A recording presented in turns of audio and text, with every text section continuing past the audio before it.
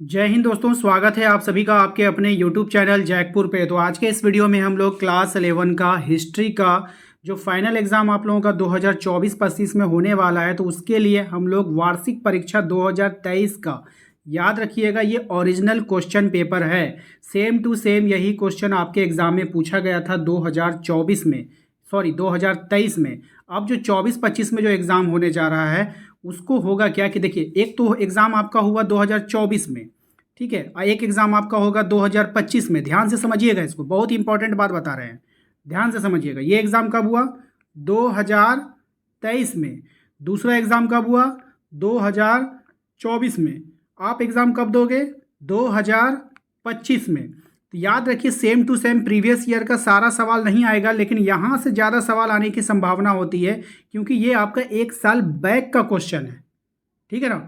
पिछले साल का डिक्टो सवाल नहीं आ सकता है, पिछले साल से 2-3 सवाल आपको दिखेगा, लेकिन 2023 वाले में से ज़्यादा मैक्सिमम सवाल आपको 2023 वाले बोर्ड एग्जाम से आपको दिखने को मिलेगा। तो इसलिए आज का जो वीडियो होगा ना, वो काफ़ी इंपॉर्टेंट होगा। और आप लोगों को करना क्या है, पूरा वीडियो वॉच करना है। 40 क्वेश्चन होंगे टोटल आज के इस वीडियो में। अगर आपने तैयारी कर लिया है, अगर आपने इस वाले क्वेश्चन का तैयारी कर लिया, तो टेस्ट समझ करके पूरा वीडियो देखिए। 40 सवाल में आप कितना सही करते हो हमें कमेंट करके ज़रूर बताइएगा, हम आपको रिस्पॉन्स जरूर करेंगे। तो चलिए शुरू करते हैं। और चैनल पे पहली बार आए होंगे तो सब्सक्राइब कर लेना, घंटे वाले आइकन को दबा लीजिएगा, ताकि आने वाली हर एक वीडियो का नोटिफिकेशन आपके मोबाइल पे जाए। साथ ही साथ यदि आप हमारे WhatsApp group, Telegram group, Instagram group को ज्वाइन करना चाहते हैं, तो लिंक आपको डिस्क्रिप्शन में मिल जाएगा, वहाँ से जाकर ज्वाइन कर लीजिएगा। तो चलिए शुरू करते हैं। सबसे पहला सवाल देखिए आपके स्क्रीन पर। ये सवाल हिस्ट्री का, आपका तो एग्ज़ाम का तो पहला सवाल था ही था, ये पूरा का पूरा हिस्ट्री का पहला सवाल था, है ना। जब आप हिस्ट्री पढ़ोगे ना, तो आपको पहला सवाल यही दिखेगा कि इतिहास का पिता किसको कहते हैं, बताइए। तो इतिहास का जो पिता होता है ना भाई, हेरोडोटस होता है। आप यहाँ पे ट्रिक से याद कर सकते हो भाई, हर किसी का पिता जो है ना अपने आप में हीरो होता है भाई, बोलते हैं ना, my father is my hero, ठीक है। तो हर किसी का पिता जो होता है ना, वो क्या होता है? हीरो होता है। हीरो से हेरोडोटस। ऑप्शन बी इसका राइट आंसर होगा। अगला सवाल है हमारा कि मेसोपोटामिया किन दो नदियों के बीच स्थित है। अब देखिए यहाँ पे है दजला हाबुल, दजला फरात, फरात हजरत, हाबुल फरात। अब यहाँ पर आप लोगों को काफ़ी सारा कन्फ्यूजन है। देखिए ये फाइनल एग्जाम में क्वेश्चन कैसे पूछा है, फाइनल एग्जाम में जो क्वेश्चन पूछेगा वो दजला फरात ऐसे पूछेगा, जब दोनों नाम एक साथ हो तो वही हमारा आंसर होता है। मैंने आपको क्लियर कर दिया था, ठीक है। चलिए अगला सवाल है हमारा, हजरत मोहम्मद का जन्म कब हुआ था? 470 में, 520 में, 570 में, 622 में। राइट आंसर ऑप्शन सी, 570 में। ये सभी सवाल ना गोल्डन सवाल है, गोल्डन, हीरा हीरा वाला सवाल है, एक भी सवाल छोड़िएगा नहीं, याद रखिएगा। अगला सवाल है हमारा कि सामंतवाद में समाज कितने वर्गों में विभक्त था? 2, 3, 4, 5। तो सामंतवाद में जो समाज था वो 3 वर्गों में विभक्त था। ऑप्शन बी इसका राइट आंसर है। अगला सवाल है हमारा कि किसने ईसाई धर्म को रोम का राष्ट्रीय धर्म बनाया था? तो किसने बनाया था? तो वो बनाया था कॉन्स्टेंटाइन ने बनाया था, याद रखिएगा, अच्छा सवाल है। अगला सवाल है हमारा कि मेसोपोटामिया सभ्यता की प्रथम ज्ञात लिपि कौन सी है? तो मेसोपोटामिया की जो प्रथम ज्ञात लिपि है वो हो जाएगी आपका किलाक्षर लिपि। ऑप्शन सी इसका राइट आंसर होगा। नेक्स्ट जो सवाल है हमारा, लॉर्ड के घर को क्या कहा जाता था? तो लॉर्ड का जो घर हुआ करता था ना, उसको कहते थे हम लोग मेनर। क्या कहते थे? मेनर कहा जाता था। पैगंबर मोहम्मद का जन्म कहाँ हुआ था? मक्का में, मदीना में, इराक में, या फिर बगदाद में? तो राइट आंसर हो जाएगा ऑप्शन ए, मक्का में हुआ था। उर नगर कहाँ था? अब आपको बताना, ये जो उर नगर था वो कहाँ था? तो दक्षिणी मेसोपोटामिया में था, याद रखिएगा इसका आंसर आप लोग। क्वेश्चन नंबर 10 पे आइए, कहा जा रहा है आपसे कि मेसोपोटामिया शब्द की उत्पत्ति किससे हुई थी? तो मेसोपोटामिया शब्द की जो उत्पत्ति हुई वो यूनानी भाषा से हुई है। ऑप्शन ए इसका राइट आंसर होगा। नेक्स्ट जो सवाल है हमारा, पहला खलीफा कौन था? तो पहला खलीफा जो था वो अबू बकर था। ऑप्शन ए इसका राइट आंसर। नेक्स्ट जो सवाल है हमारा, मध्यकालीन यूरोपीय समाज में पादरी किस वर्ग के अंतर्गत आते थे? तो ये जो पादरी आते थे ये प्रथम वर्ग के अंतर्गत आते थे, ठीक है, याद रखिएगा, अच्छा सवाल है।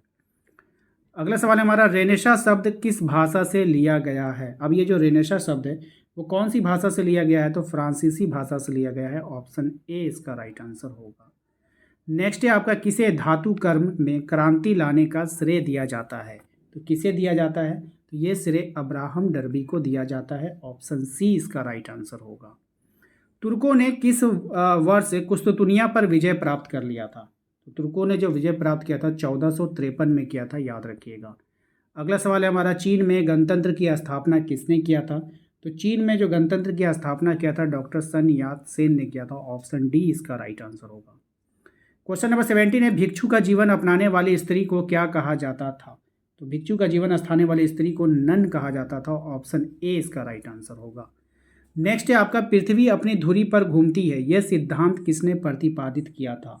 ये जो सिद्धांत प्रतिपादित किया था कॉपरनिकस ने किया था, याद रखिएगा। ऑप्शन ए इसका राइट आंसर होगा।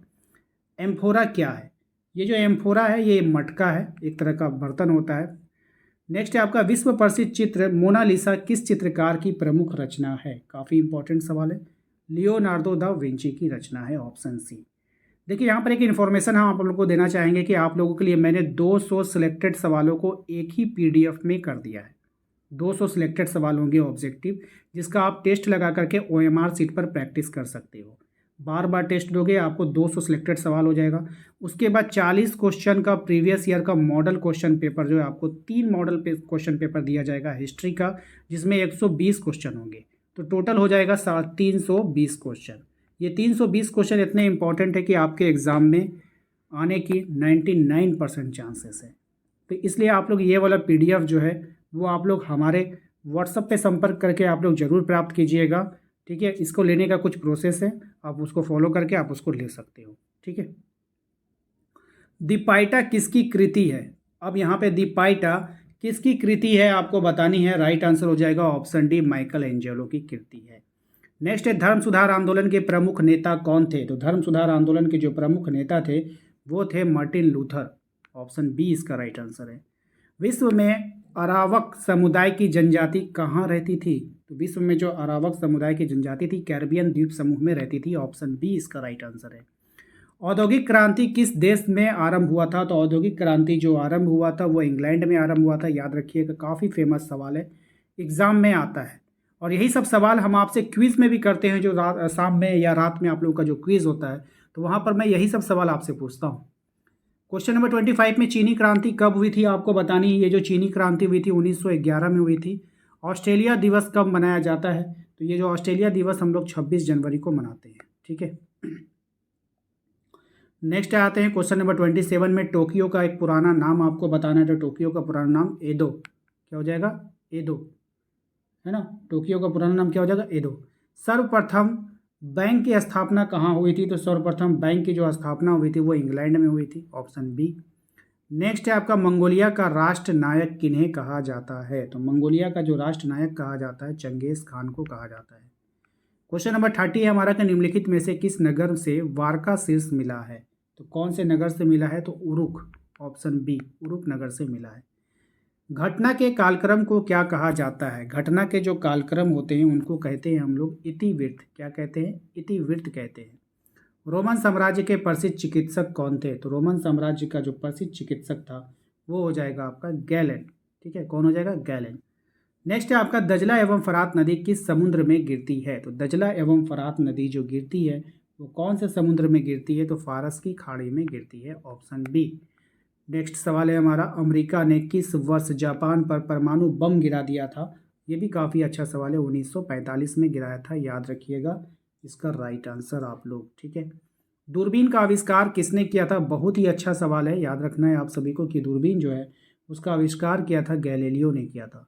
क्वेश्चन नंबर 36 है हमारा, कि जिस काल की कुछ लिखित जानकारी नहीं है उसे क्या कहते हैं? तो जिस काल का कोई भी लिखित जानकारी नहीं होता है उसको हम लोग प्राग ऐतिहासिक काल कहते हैं। अगला सवाल है हमारा, कि मानव के उद्भव विकास से संबंधित सिद्धांत का प्रतिपादन किसने किया था? तो चार्ल्स डार्विन ने किया था। बहुत ही अच्छा सवाल है और एग्जाम में बार बार रिपीट होता है। सोसाइटी ऑफ जीसस की स्थापना किसने किया था? ये सभी सवाल मैंने बता दिया आपको कि 2023 के बोर्ड एग्ज़ाम फाइनल एग्ज़ाम में क्वेश्चन आया है, वहीं का ये सारा क्वेश्चन है, तो बिल्कुल आप लोग इसको इग्नोर मत कीजिएगा। ठीक है, राइट आंसर ऑप्शन से संत इग्नियस लोयलो। ठीक है, इसको याद कर लीजिएगा आप लोग, अच्छा सवाल है। क्वेश्चन नंबर आते हैं हम लोग 39 पे, कि किस देश का नाम एक पेड़ के नाम पर रखा गया? तो कौन सा ऐसा देश था जिसका नाम एक पेड़ के नाम पर रखा गया? तो ब्राज़ील का नाम। अगला सवाल है हमारा क्वेश्चन नंबर 14 में, कि इस्लाम में हिजरी किस घटना को कहा जाता है? तो इस्लाम में जो हिजरी कहा जाता है वो पैगंबर मोहम्मद के मक्का से मदीना जाने की जो घटना है, इस घटना को हम लोग क्या बोलते हैं, हिजरी के नाम से जाना जाता है। हमारे चैनल और इस वीडियो को सपोर्ट किया था अजय ने रांची से, रूही ने दुमका से, कबीर ने गोड्डा से, मोनू ने साहेबगंज से, मोइन ने बोकारो से, अर्चना ने पलामू से और अंकुश ने हजारीबाग से। यदि आप भी हमारे वीडियोस को और हमारे चैनल को सपोर्ट करना चाहते हैं तो चैनल को सब्सक्राइब करके वीडियो को लाइक कर दीजिए और कमेंट बॉक्स में अपना नाम और अपने ज़िला का नाम ज़रूर टाइप कीजिएगा। तो मिलते हैं हम लोग अपने नेक्स्ट अगले वीडियो में। Thank you.